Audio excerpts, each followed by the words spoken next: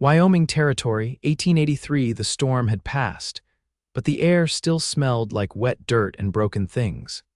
Adaline Zimmer stood barefoot in the doorway of the small ranch house, her cotton dress damp from her knees down, her hands trembling around the edge of the doorframe. Her eyes were fixed on the horizon, where the last streaks of lightning crawled across the sky like veins. The world had gone quiet again. Too quiet. Behind her, the cradle sat empty. The wind pushed in through the open window, lifting the white curtain and letting in the scent of pine and distant rain. Her body ached in places she could not name. She reached back and pressed a palm to her stomach, as if she could still feel the life that had once grown there. Boots crunched gravel behind her. Hollis McCrae stopped a few paces from the porch, hat in hand, his face drawn tight with worry. "The doctor just left," he said quietly. "I know," she whispered. He looked at her for a long moment, the way a man looks when he's trying not to break. His voice cracked when he asked, "Can I come in?" She nodded once, stepping aside. Her feet dragged on the floor as she moved. Inside, the fire had died down to glowing coals. Hollis set his hat gently on the table. He was still in his work clothes, dusty trousers, a shirt with blood on the sleeve from where he had carried her to the bed hours earlier. His fingers were stained with soil and sweat. "I lost her," Adaline said, barely above a whisper. "Hollis. We lost our baby." He crossed the room in 3 strides and caught her in his arms. She didn't cry. She couldn't. Her face pressed into his chest, and she just stood there while he held her like he was afraid she might vanish if he let go. "I know," he murmured into her hair. "I know, sweetheart." They stayed like that for a long time, no words, just breathing, just the weight of what wasn't anymore. When she finally stepped back, her eyes were dry but hollow. "I do not know how to be in this house now." He looked around at the walls they had painted together, the cradle he had carved with his own hands, the baby dress folded neatly on the rocking chair. He swallowed hard. "Then let's try again," Hollis said. His voice was low but steady. "Let's fill this house with love, with life, yours and mine. We still got each other." Adaline, her breath caught. "You still want that, even after this?" He reached up and cupped her cheek, rough fingers against soft skin. "I never stopped wanting you. I married you because I wanted a life with you, not just a child." Losing her. He looked down. "Hurts like hell, but it changes nothing about how much I love you." Adaline's hand came up and wrapped around his wrist, holding him there. "I feel like I failed you." "Do not ever say that again," he said, gently but firm. "You did not fail. You carried her. You loved her. That is not failure." She leaned into his touch, and something loosened in her chest for the first time all day. Later, after the fire had been stoked and supper warmed on the stove, Hollis told her he had sent word to his brother to help on the ranch for a while. "You do not have to pretend to be fine, not with me." "I do not want to sit here and just ache," she said, her voice stronger now. "Then let's take it day by day, together." They slept in the same bed that night, but not like before. She curled into his side and he held her like she was something sacred. Neither of them spoke of the baby again that night. It was enough just to breathe, to know they were still 2 people who could hold each other through the wreckage. Weeks passed. The leaves began to turn, and Hollis made repairs to the barn roof with his brother while Adaline started sewing again. She was quiet but not hollow anymore. One morning, while Hollis was out mending fences, a wagon rolled down the road toward their ranch. Adaline squinted against the sun and saw a small, thin boy sitting on the bench beside a woman with a hard face and a tight grip on the reins. The woman looked tired, like she had been running from something for a long time. "Can I help you?" Adaline asked, stepping off the porch. The woman looked her up and down. "You Adaline Zimmer?" "I am." "I heard you and your husband sometimes take in strays." Adaline blinked. "Strays?" The woman gestured back at the boy. "My son's name is Oliver. I cannot keep him anymore. Too much trouble. He is yours now if you want him." Adaline stared. "You cannot be serious." "I am dead serious. He is 9, eats like a bird, barely talks, no father. I got no place left to go." "You want him or not?" Oliver's eyes were big and brown and full of something that looked too old for his face. Adaline stepped forward slowly. "Oliver," she said softly, "do you want to come inside?" He did not answer. He just slid off the wagon seat and took her hand. By the time Hollis got home, Oliver was sitting at the table with a bowl of soup, and Adaline had already folded his spare shirt and set it beside the cot in the small room off the kitchen. Hollis raised an eyebrow. "He was left here," she said simply, her hand resting lightly on the boy's shoulder. "And I will not let him be left again." Hollis knelt beside the boy. "You like horses?" Oliver nodded. "I will show you the stables tomorrow then." That night, Adaline watched Hollis tuck a blanket around the boy and whisper something she could not hear. When he came back into their bedroom, she was sitting on the edge of the bed, watching the firelight flicker across the wall. "You okay?" he asked. She nodded. "We lost our daughter," she said quietly, "but maybe we just found a son." He crossed the room and knelt in front of her, taking her hands in his. "Then let's try again," he whispered. "Let's fill this house with love." She smiled through the ache. "Yes." "Let's," he kissed her then, not with hunger but with hope, and in that kiss something shifted again. The grief did not vanish, but it softened, because love, real, steady, everyday love was still there, still growing, even in the quiet after the storm. The sun rose low and gold across the pasture, casting thin light over the frost-laced grass.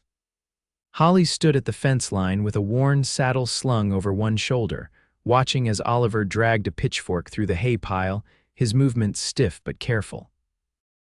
The boy hadn't said more than a few words since arriving, but he came out to the barn each morning before first light, always already dressed, always waiting. "You ever ridden before?" Hollis asked, adjusting the cinch strap on the old gelding. Oliver shook his head. "Well, tomorrow we'll try you on Bramble. She's slow, and she's smarter than half the men I ever worked beside, so she'll take good care of you." Oliver didn't answer, but his hand paused on the pitchfork. That was something. Inside the house, Adaline was stringing dried beans onto a twine line to hang near the hearth, her fingers steady, her face calm in the morning hush. She hadn't gone near the cradle since the night she'd folded the blanket and set it in a trunk beneath the bed. She had, however, taken to humming again, quiet, tuneless things that filled the rooms like breath.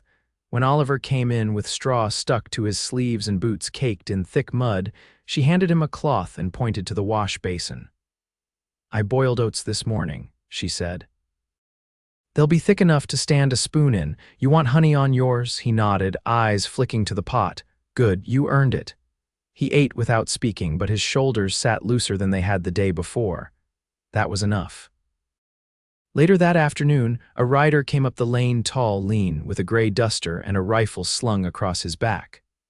Hollis stepped off the porch with one hand resting near his holster, but the man raised both hands in greeting. "Name's Elias Putnam," he called. "Looking for a McCrae? I'm Hollis." Elias swung down from his horse. "Heard you might be hiring. Got let off from the Harper place down south when their herd thinned out. I got a good hand, no debts, no trouble trailing behind me." Hollis eyed the man's saddlebag, the worn stitching, the way he stood with his feet braced like he was ready to move fast if needed. "We're not flush right now." Wasn't asking for charity. "Just work." Adaline stepped out behind her husband, wiping her hands on her apron. "We've got a bunkhouse, but no cook. You know how to feed more than yourself." Elias glanced at her, then nodded. "Spent 2 winters on a line camp with 6 men and 1 fry pan." "I can manage."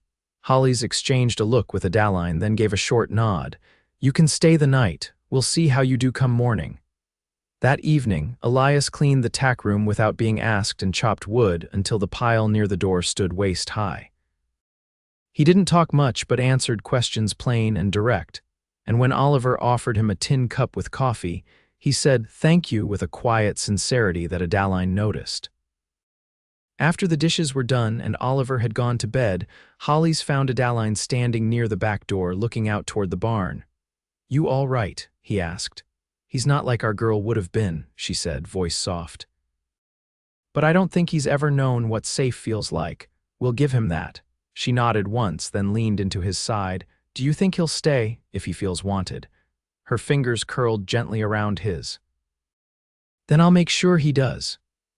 They stood that way for a while, the scent of pine smoke drifting through the open door, the quiet rhythm of the night settling around them like a blanket. The next morning, Oliver climbed up onto Bramble's back with stiff arms and a sharp intake of breath. Hollis walked beside him, one hand on the lead rope, while Adaline watched from the fence, her shawl drawn close against the cold. "You're sitting too stiff," Hollis said. "Let your legs do some of the work, you don't have to hold on so tight." Oliver frowned but shifted his weight.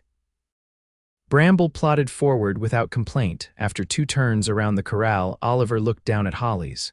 "Is she old?" "Yup, same age as me, near enough." Oliver's mouth twitched. "You're not old."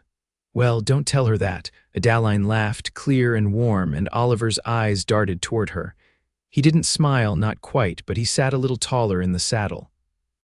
That night, after the chores were done and Elias had taken to his bunk, Adaline pulled a folded piece of muslin from beneath her sewing basket. She ran her fingers over the faint outline she'd sketched earlier, nothing elaborate, just a name and a small sprig of wildflower. "I thought I might make him a proper shirt," she said, holding the fabric up to the lamplight, "something that fits." Hollis looked up from where he was oiling his boots. "He'd like that." She hesitated, then sat beside him. "Do you think we're doing right by him?" "Taking in someone with wounds we can't see?" Hollis set the boot down and met her gaze. "I think we're 2 people who know what it means to lose something you can't ever get back. That makes us the right kind." She laid her head on his shoulder, and they sat that way while the fire burned low. Outside, the wind had shifted. It came down from the mountains now, carrying with it the scent of cedar and snow. Autumn was folding in on itself, and the nights were growing longer. But inside the house, where the hearth glowed and the walls kept the cold at bay, there was a steadiness beginning to take root, a quiet, growing warmth that came not from what had been lost, but from what could still be made with care. By the time the last of the snow thinned along the fence posts, Oliver was rising earlier than anyone and pulling his own boots on without being told. He'd grown a half-inch since arriving, his shoulders squaring out beneath the shirt Adaline had sewn him midwinter, the one with the stitched wildflower on the cuff he never mentioned but always wore. Hollis took to teaching him how to read trail signs, how to patch a saddle girth, how to keep a horse still with nothing but breath and quiet hands. Adaline watched their lessons from the kitchen window, her thumb pressed absently to the edge of her teacup, heart heavy with something that felt less like sorrow and more like reverence. One morning, as the wind shifted from bitter to brisk, Adaline stood beside the clothesline, pinning up a fresh sheet, when Elias stepped out of the barn with 2 saddlebags and a rolled tarp under his arm. "You heading off somewhere?" she asked, glancing at the pale sky. "Still too early for cattle runs. Got a letter yesterday," he said, tugging his coat closed. "My sister's youngest broke his leg out near Rawlins. She's on her own, and I owe her more than I'll ever repay." Adaline nodded. "She's lucky to have you." Elias gave a half shrug.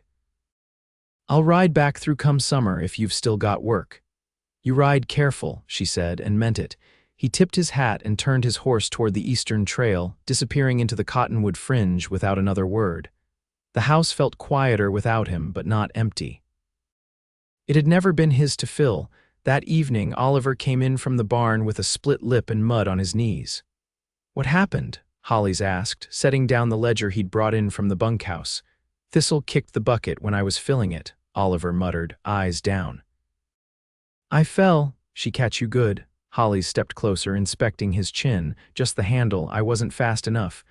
"You're not supposed to be fast," Hollis said. "You're supposed to be steady. She's a mule, not a racehorse." Adaline knelt and dabbed at the boy's cut with a damp cloth. "Next time, call for help. There's no shame in needing hands." Oliver looked up, his mouth tight. "I didn't want to trouble anyone." Adaline met his gaze. "You're not trouble." He didn't answer, but his shoulders eased just a little. Later, after Oliver had gone to bed with warm bread in his belly and a clean bandage on his lip, Hollis found Adaline standing in front of the hearth, her hands resting on her lower back. "You all right?" he asked. She didn't turn. "I saw a robin today." "Well, that's something." She turned then, slowly, her face unreadable. "It's been 5 months since we buried her." Hollis stepped closer. "I know. I thought maybe I'd feel hollow forever." "You don't," she shook her head. "Not anymore." He took her hand, calloused fingers threading through hers. "What do you feel instead?" She looked up at him. "Like the world's asking for more of me again, and I'm not afraid to give it." He pulled her in gently, resting his chin atop her head. "You're not alone in it," she closed her eyes. "I know." That night, as the wind curled around the corners of the house and the last of the snow melted into the earth, Adaline reached for Hollis beneath the quilt, not in desperation but in invitation. He kissed her like he was remembering every promise they'd spoken without words these past months. There was no mourning in their touch this time, only the slow, unfolding rhythm of something being made new. In the weeks that followed, Adaline began spending more time in the garden plot behind the house, scratching early furrows with a hand spade, her skirts tucked up and boots dusted in dry loam. Oliver helped her transplant the early shoots, his fingers careful, his brow furrowed in concentration. "You think these'll grow?" he asked one afternoon, brushing dirt from his palms. "If we keep them warm and watered," she said. He nodded once, then added, "Like people." She looked at him, startled by the quiet truth of it. "Yes," she said. Just like that. Hollis came home that evening with a pair of boots wrapped in burlap. "There for you," he said, handing the bundle to Oliver. "Your feet have outgrown the ones you came in with." Oliver unwrapped them slowly. The leather was soft but strong, the soles thick enough to hold up through a season's work. "Thank you," the boy said, barely above a whisper. "You're earning them," Hollis replied, then glanced toward Adaline. "Same as the rest of us." That night, after dishes were dried and the lamp turned low, Adaline sat with Hollis on the porch steps, the stars clear above them for the first time in weeks.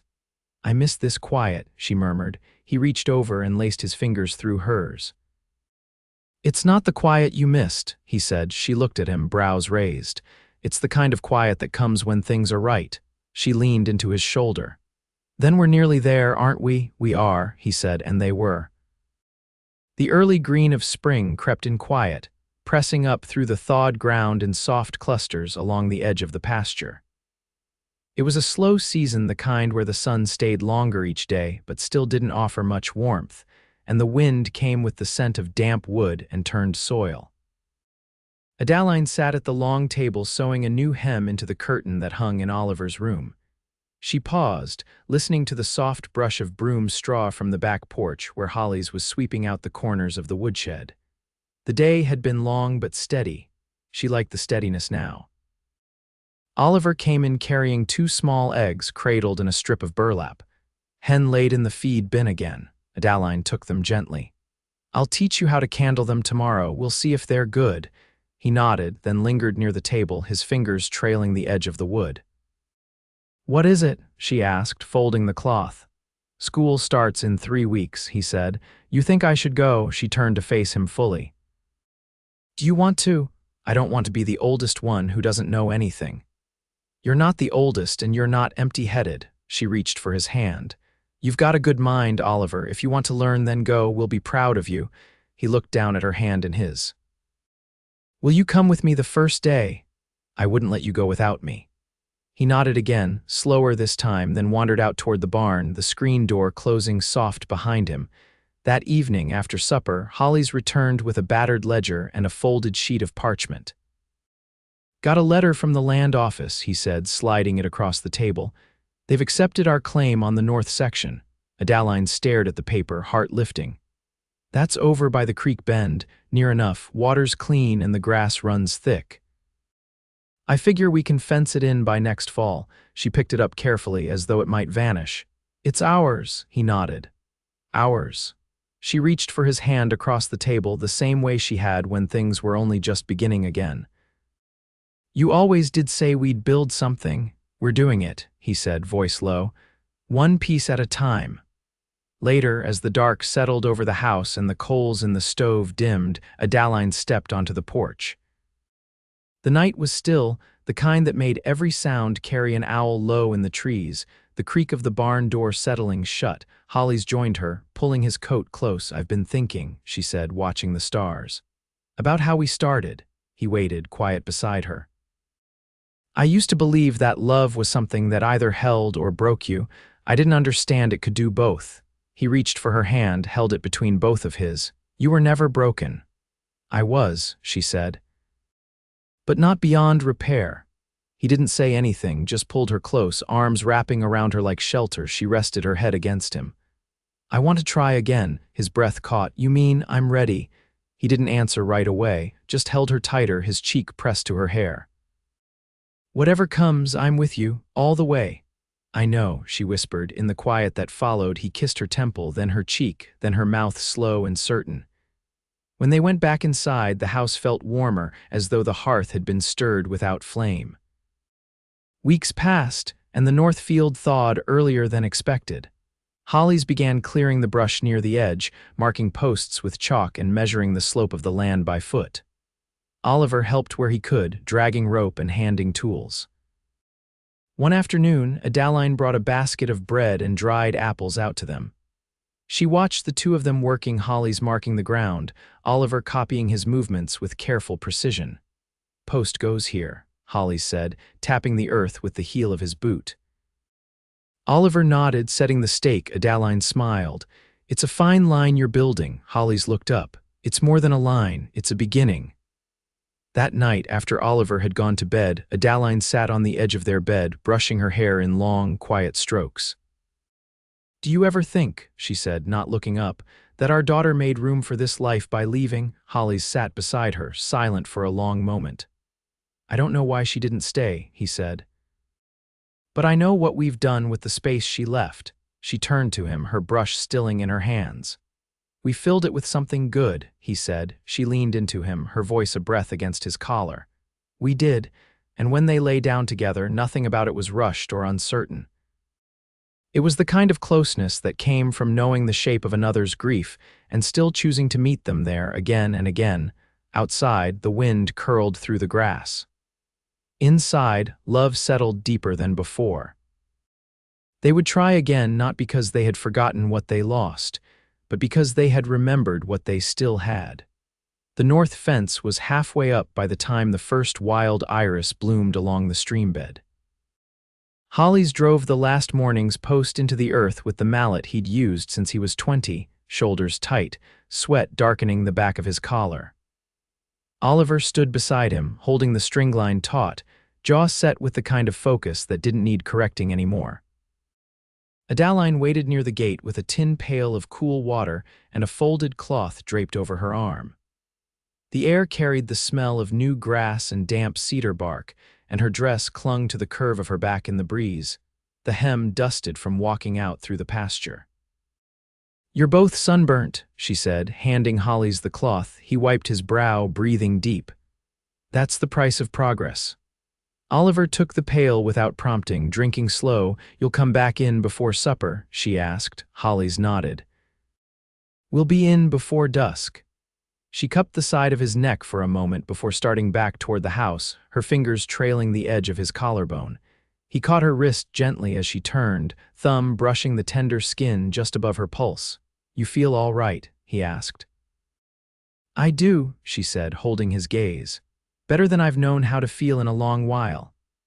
He let her go, watching her walk away across the soft slope of the field, the fabric of her skirt catching the sun in pale, shifting folds.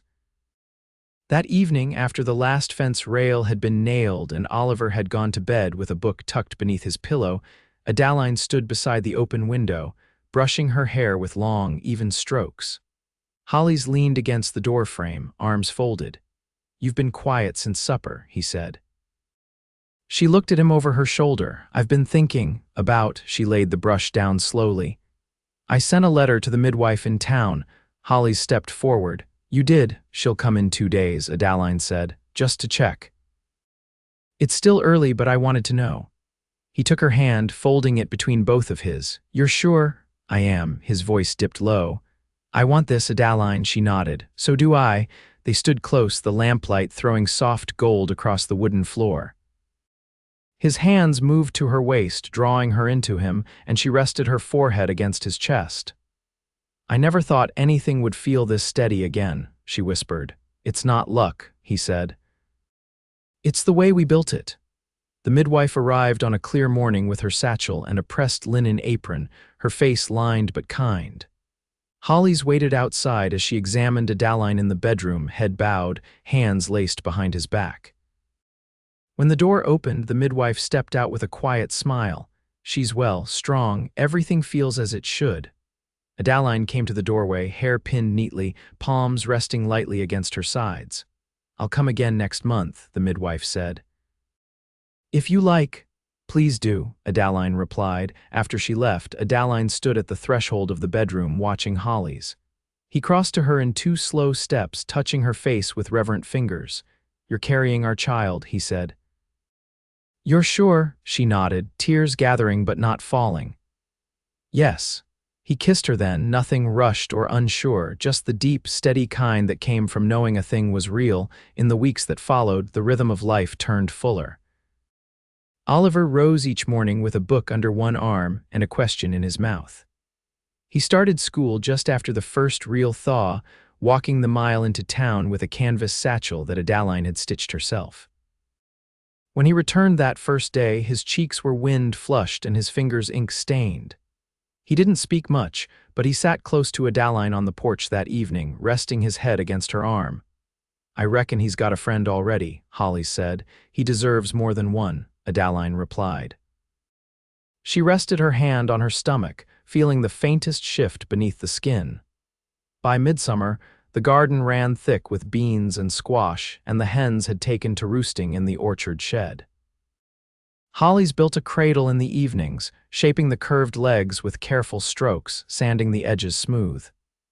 He didn't speak while he worked, but Adaline watched him from the settee, her knitting in hand, her gaze never leaving him. One night, as the fire burned low, he joined her on the floor beside the cradle, his knees creaking as he settled down. "Do you ever think about naming her?" he asked. Adaline set her needles down. "I do." He looked at her, waiting. "Clara," she said, "for my mother, and because it means clear." Like the sky after a storm, he leaned in, brushing her temple with his lips. "Clara McCrae," he murmured. "Sounds right."